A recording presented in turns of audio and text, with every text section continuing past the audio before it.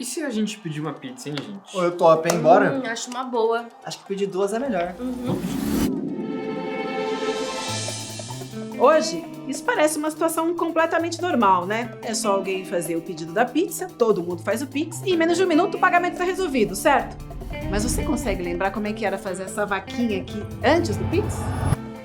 Olha, eu acho que a pizza chegou, hein? Você tem Chegou? dinheiro aí? Cara, deve ter uns 20 reais aqui só. Pode ser cartão? Não, mas... Aceitar VR eu consigo fazer. Eu posso ir no caixa eletrônico, então. Não, mas você vai perder o jogo, cara. Eu Sei posso o que a gente fazer um faz doc?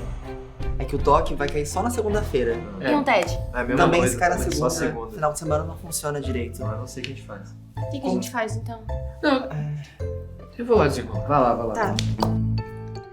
Parece exagero, mas não é. Durante décadas, transferir dinheiro no Brasil significava enfrentar horários bancários, taxas, burocracia e uma boa dose de sofrimento coletivo. E foi justamente para resolver situações como essa que surgiu uma das tecnologias mais revolucionárias da história recente do país. Uma tecnologia criada por especialistas do Banco Central que mudou a forma como os brasileiros compram, vendem, dividem contas e movimentam dinheiro no dia a dia. Eu sou a Vivian Mesquita e esse é o Agora Faz Sentido. Não esquece de seguir a gente e deixar seu like. Vamos nessa! Quem tem mais de 25 anos vai lembrar. Você fazia uma transferência numa sexta-feira à noite e o dinheiro simplesmente desaparecia. Só reaparecia na segunda-feira. Se fosse feriado, aí ó, boa sorte para você. Além disso, existiam as taxas, TED, DOC, horário bancário, compensação. Uma burocracia tão grande que parecia que o dinheiro estava fazendo escala lá em Guarulhos antes de chegar ao destino. E isso não acontecia porque a tecnologia era impossível. Acontecia porque o sistema financeiro brasileiro ainda funcionava com estruturas bem antigas.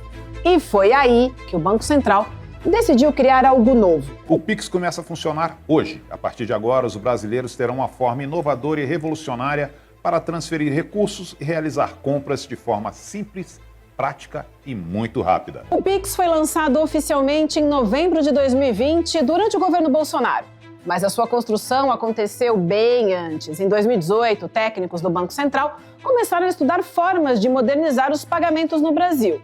E a ideia era simples: fazer o dinheiro circular de forma instantânea, sem intermediários, sem burocracia, sem horário comercial. O resultado foi o Pix, uma infraestrutura pública criada pelo Banco Central para conectar todos os bancos e instituições financeiras do país. E aqui tem um detalhe importante. O Pix não é um aplicativo, não é um banco, não é uma empresa. Ele funciona como uma espécie de estrada. Os bancos usam essa estrada para transferir o dinheiro. Por que o Pix deu tão certo? Porque ele resolveu problemas reais. Você está num restaurante, terminou de comer, pede a conta, escaneia um QR Code. Pronto, pagamento concluído. Em segundos, sem máquina, sem cartão, sem taxa para pessoa física, sem esperar compensação bancária. E mais, o Pix funciona de madrugada, finais de semana, em feriados, durante o Réveillon, Carnaval, durante a Copa do Mundo, quando o gerente do banco está dormindo, ou seja, a qualquer hora. E isso ajudou a popularizar o sistema de forma gigantesca. Hoje ele é usado pela enorme maioria dos brasileiros adultos. Agora entra a polêmica. Recentemente, Eduardo Bolsonaro afirmou que os Estados Unidos possuem um sistema parecido chamado Zelle e sugeriu que ele poderia servir de referência numa negociação envolvendo o Pix para agradar, claro, os Estados Unidos de Donald Trump. E esse foi o pedido que nós fizemos. Os Estados Unidos têm mecanismos muito semelhantes ao Pix, como, por exemplo, o Zelle, que é o Pix dos Estados Unidos, aqui é o Zelle. Então dá para você ir para uma mesa de negociação com os americanos com bons argumentos. Dá para você sentar, dá para negociar. Mas será que os dois são equivalentes? A resposta é muito curta. Não. O Zelle é uma rede privada criada em 2017 por bancos americanos, grandes bancos. Entre seus controladores estão o Bank of America, o JP Morgan e o Wells Fargo. Já o Pix é uma infraestrutura pública operada pelo Banco Central brasileiro. Parece uma diferença pequena, mas muda tudo. Vamos comparar? Quem controla? Pix, Banco Central. Zelle, consórcio de bancos privados. Quem pode participar? Pix, praticamente qualquer instituição financeira autorizada. Zelle, depende dos bancos que aderirem à rede. Funciona em qualquer banco? Pix, praticamente sim. Zelle, não necessariamente. Recursos. Pix, transferência, pagamento, QR Code, cobrança, Pix automático, Pix por aproximação. Zelle, muito mais focado em transferências entre pessoas. Ou seja, eles têm a mesma ideia básica, que é mandar dinheiro rapidamente. Mas o Pix virou uma infraestrutura nacional. O Zelle continua sendo uma ferramenta privada dos bancos. Por que o Pix incomoda? Agora a gente chega na parte interessante. O Pix não é apenas uma tecnologia. Ele mudou o mercado. Antes, praticamente toda a transação eletrônica dependia de cartões, maquininhas e intermediários. Com o Pix, milhões de pagamentos passaram a acontecer assim, diretamente, entre contas, sem várias camadas de cobrança, sem alguns dos custos tradicionais. E isso aumentou a concorrência dentro do sistema financeiro brasileiro. As bandeiras de cartão de crédito perderam muito dinheiro.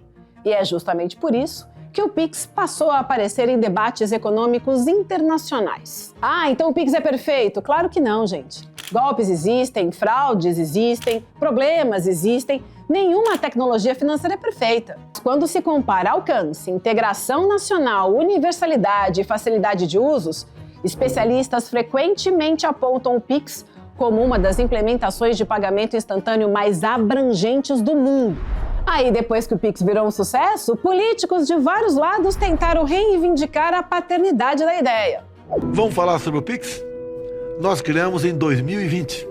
Olha, você também estabeleceu o Pix no Brasil? Eu digo ótimo. O Pix não foi criado por um presidente, nem por um ministro, nem por um partido. Foi um projeto desenvolvido por técnicos do Banco Central ao longo de vários anos. Tanto que existe uma cena bastante reveladora. Vocês vão lembrar, em 2020, pouco antes do lançamento do Pix, Jair Bolsonaro estava conversando ali com os apoiadores no cercadinho do Alvorada, quando foi questionado sobre o Pix. E a reação dele foi a de quem ainda nem sabia exatamente do que se tratava. Lembram disso? Parabéns pelo Pix, presidente. Novo sistema do Banco Central que vai ajudar a população com pagamentos. Tem uma... Obrigada, tem uma terceira semana que vai praticamente desregulamentado tudo sobre aviação civil aí, carteira de habilitação para piloto. Esse é do Banco Central para pagamentos. 24 horas, 7 dias por semana. Qualquer hora, não precisa de toque nem teste. Aí, André. Eu não tô bem conhecido. Vou conversar hoje semana com o Roberto Campos. Saiu, gorda? Beleza, André? O momento viralizou, porque mostrava justamente o contrário da narrativa que surgiria depois, a de que o Pix seria uma criação pessoal do presidente. Agora, olha só que interessante, gente. Primeiro, o Pix foi apresentado como uma conquista histórica associada ao governo Bolsonaro. Depois, virou argumento eleitoral. Depois, virou símbolo de modernização e agora aparece no centro de uma discussão envolvendo os Estados Unidos e o sistema americano Zelle. O Pix percorreu um caminho curioso.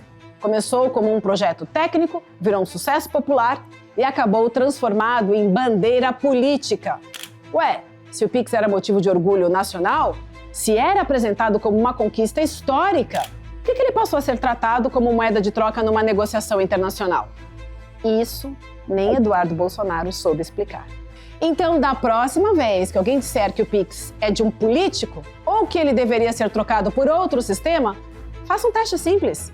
Chame seus amigos para assistir agora a Copa do Mundo e peça uma pizza. E tente dividir a conta como era feito em 2019. Se depois dessa experiência alguém ainda achar que o Pix não faz diferença, aí eu realmente não sei como ajudar, gente. Agora faz sentido? Eu sou a Vivian Mesquita. Curta, comente e sugira algum tema. A gente se vê na semana que vem. Tchau, tchau.